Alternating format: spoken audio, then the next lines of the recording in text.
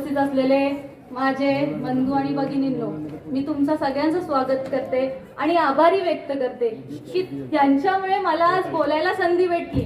माझ्या बोलायचं कारण हेच की आपण जे नगरसेवक निवडून देतो तो कसा असला पाहिजे, म्हणजे आपल्या हक्काचा माणूस असला पाहिजे. म्हणजे अर्ध्या रात्री जरी आपण कॉल केला तरी तो माणूस आपल्यासाठी अवेलेबल असला पाहिजे. तसा आपला म्हणजे माझ्यासोबत झालेली एक गोष्ट मी आता तुम्हाला सगळ्यांना सांगते की माझे पप्पा कॅन्सर पेशंट आहेत.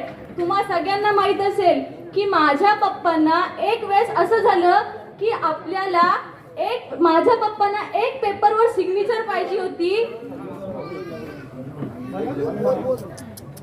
माझ्या पप्पांना 1 ते 1.5 तास बाहेर उभं करून ठेवलेलं का, फक्त एक सिग्नेचरच्या मुळे. म्हणजे मग आपण चुकलो का कुठंतरी? मला तर असं वाटतं की आपण चुकलेलो आहोत.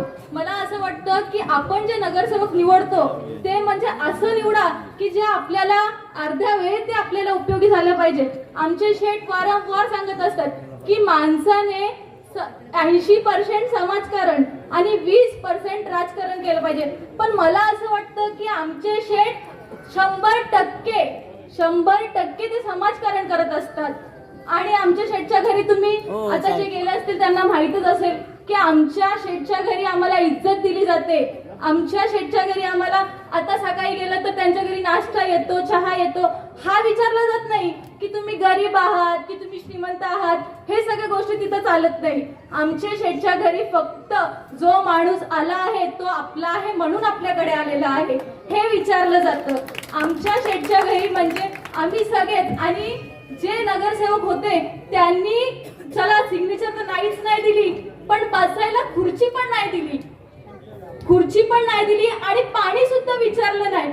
असे नगरसेवक आपण निवडून द्यायला पाहिजे का? तर आपण आपल्या हक्काचा माणूस, आपण योग्य बटन दाबला पाहिजे. आणि आमचे शेठ नेहमी हे पण सांगत असतात की नेता हा घरात नाही तर लोकांच्या दारात बरं वाटतं. आणि हे मी अनुभवलेलं आहे. म्हणून मला एकच सांगायचंय की तुम्ही बटन दाबताना योग्य बटन निवडा, एवढं सांगते आणि मी माझे 2 शब्द संपवते. जय हिंद, जय महाराष्ट्र. अल्लाह हाफिज.